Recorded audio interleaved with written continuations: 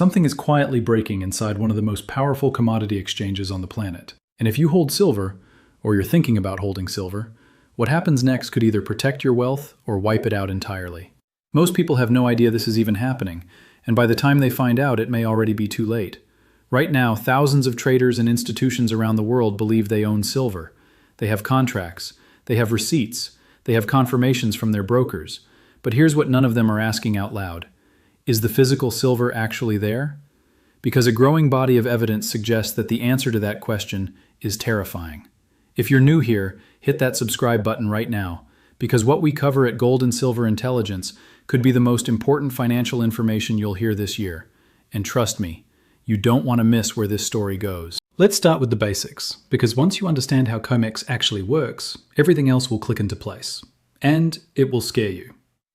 COMEX, the commodity exchange, is the primary marketplace in the United States where silver and gold futures contracts are traded. When a bank, a hedge fund, or an institution buys a silver futures contract, they aren't immediately buying physical silver. They're buying a promise. A legal agreement that says, at a specified date in the future, you can receive a specific quantity of silver. That's the deal. That's the foundation. Now here's where things get interesting. For decades, the overwhelming majority of futures contracts on COMEX have been settled in cash. Meaning, when the contract expires, both sides just exchange dollars based on the price of silver that day. Nobody takes delivery. Nobody asks for the bars. The silver never moves. And the system rolls forward. This is how it's been designed. This is how the big players prefer it. But in recent years, something has shifted, and that shift is the warning signal hiding in plain sight. Delivery demands on COMEX have been rising. Not dramatically, not all at once, but steadily, persistently, in a way that the mainstream financial press has almost entirely ignored. Investors, institutions, and sovereign entities have begun requesting physical delivery of their silver in greater numbers than at any point in recent memory. And that single change is putting enormous pressure on a system that was never designed to actually deliver metal at scale. Here's why that matters more than almost anything else happening in financial markets today. The ratio of paper silver to physical silver on COMEX, meaning the number of ounces represented by outstanding contracts versus the number of ounces actually sitting in registered vaults, has at times reached levels that seem almost impossible to believe. At various points over the past few years, there have been more than 100 paper ounces of silver for every single physical ounce available for delivery. Let that number sink in, 100 to 1. Which means if even a fraction of contract holders suddenly decided they wanted the real thing, COMEX would not be able to fulfill those obligations. But that alone would be significant enough. Something else happened that makes this situation far more dangerous. In recent years, a quiet but massive drain of physical silver from COMEX vaults has been documented. Registered silver, the metal specifically designated and available for delivery, has fallen dramatically from its peaks.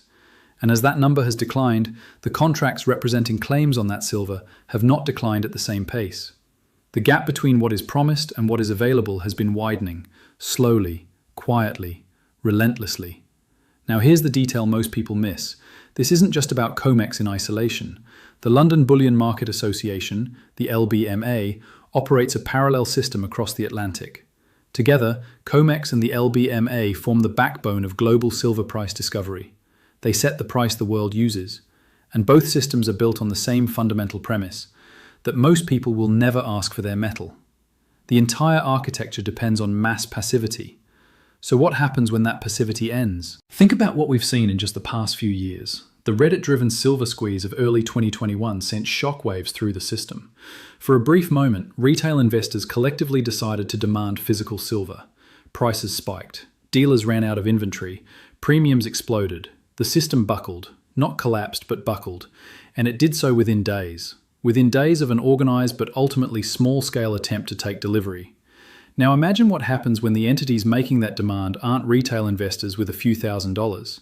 Imagine sovereign wealth funds, central banks, major industrial consumers who need silver not for investment but for manufacturing, for solar panels, semiconductors, electric vehicles, and medical devices. These buyers don't want paper. They can't use paper. They need the physical metal. And they are buying it in volumes that dwarf anything retail investors have ever attempted. Here is where the situation becomes much bigger. Silver's industrial demand story is unlike any other commodity right now. The world is in the middle of a historic energy transition. Solar panel manufacturing alone consumes hundreds of millions of ounces of silver every single year. Electric vehicle production is scaling at a rate that would have seemed impossible a decade ago. Every EV contains silver. Every solar panel contains silver. Every 5G base station, every advanced medical device, every next-generation chip, silver is inside all of it. And there is no substitute. No cheaper metal does what silver does in these applications, which means industrial demand is not speculative. It is structural. It is locked in for decades. And yet silver supply is not keeping pace. Primary silver mines have been chronically underfunded. Exploration budgets were slashed during the long bear market. New major silver deposits take a decade or more to bring into production. Meanwhile, recycling and scrap recovery, while significant, cannot bridge the gap that is opening between supply and the combined weight of industrial demand, plus investment demand, plus central bank accumulation. The math is not complicated. Demand is rising from multiple powerful directions simultaneously. Supply is structurally constrained, and the paper markets, the futures markets, are hiding the true scarcity behind a curtain of contracts and cash settlements. Tell us in the comments right now, do you currently hold physical silver? And if you do, where do you hold it? Because the answer to that second question may matter more than almost anything else in this story. Let's talk about what happens when this system finally cracks.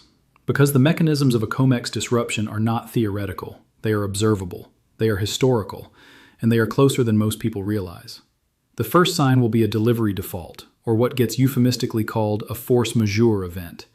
This is the moment when COMEX officially declares that it cannot meet its physical delivery obligations and instead forces cash settlement at whatever price it chooses. Not the market price. Not the price silver would trade at in a genuine open market with scarce physical supply. A price set by the exchange. A price that could be dramatically lower than the true cost of acquiring real metal. This has happened before with other commodities. The Hunt Brothers silver squeeze of 1980 ended with exchange rule changes mid-squeeze that effectively killed the rally and forced cash settlement. The rules were changed while the game was in progress. Positions were liquidated. People who were right about silver lost money anyway because the rules protecting the short sellers were rewritten in real time. Now here's what that means for you personally, right now. If you hold silver through a futures contract, an ETF, or a pooled unallocated account, you may not actually own silver. You own a financial instrument that is supposed to track the price of silver. Those are very different things. And in a crisis, that distinction becomes the only thing that matters. Physical silver, coins, bars, rounds held in your position or in an independently audited, fully allocated storage facility, behaves completely differently in a disruption scenario. When COMEX defaults and cash settles at a suppressed price, the premium on physical metal in the open market doesn't fall. It rises, sometimes dramatically, because buyers who need real silver don't care what COMEX says the price is. They will pay whatever the real market demands. We've already seen a preview of this dynamic. During the 2021 squeeze, when COMEX prices barely moved, premiums on retail silver coins and bars surged to 20, 30, even 40% above the so-called spot price. The paper price and the physical price diverged. In a full-blown COMEX disruption, that divergence could be far more extreme and far more sustained.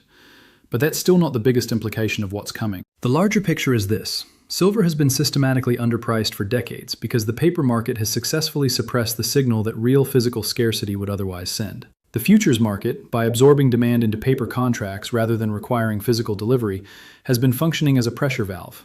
It has prevented the true supply and demand fundamentals from being reflected in the spot price. When that pressure valve fails, and the evidence increasingly suggests it is failing, the price discovery mechanism for silver will need to rebuild itself from scratch.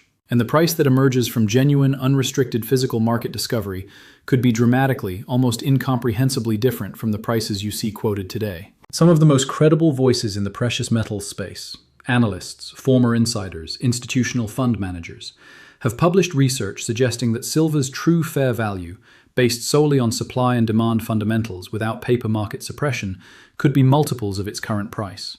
Not double, not triple, multiples. And here's where this becomes the opportunity hiding inside the crisis. Every major monetary disruption in history has been devastating for the unprepared and life-changing for the informed. The people who understood what was happening with the dollar in the early 1970s, before Nixon closed the gold window, positioned themselves accordingly and protected generational wealth. The people who held paper currencies without hard asset backing lost purchasing power they never recovered. We are at a similar inflection point. Not identical, history rhymes, it doesn't repeat exactly, but the structural parallels are impossible to ignore. A paper system built on promises that cannot be fully honored, a physical market quietly accumulating outside that system, and a price that does not yet reflect the reality of what is actually available. What you do with that information is your decision, but the worst possible outcome is to understand what is happening and do nothing because the crisis hasn't fully arrived yet. By the time it's obvious to everyone, the window will be closed. So here's the question that should be keeping every silver holder awake at night, and every paper silver holder especially. When COMEX can no longer fulfill its obligations, and the cash settlement price is set by the exchange rather than the market, and the premium on physical silver explodes above that settlement price, where exactly will you be standing? If this video made you think differently about silver, about paper markets, and about what genuine ownership actually means in a world of financial promises, share it. Right now. Send it to someone who needs to hear this. Because this is not a story the mainstream financial media will tell you. They're too invested in the system that's quietly breaking. And if you want to keep following this story as it develops, because it is developing, right now, in real time, subscribe to Gold and Silver Intelligence. We track the data, the vault reports, the delivery numbers, and the policy shifts that most channels never cover. This is where you find out what's actually happening before it happens to you. The COMEX system is not going to announce its own collapse. No exchange ever does. But the signals are there for anyone paying attention. And now you're paying attention. What you do next is everything.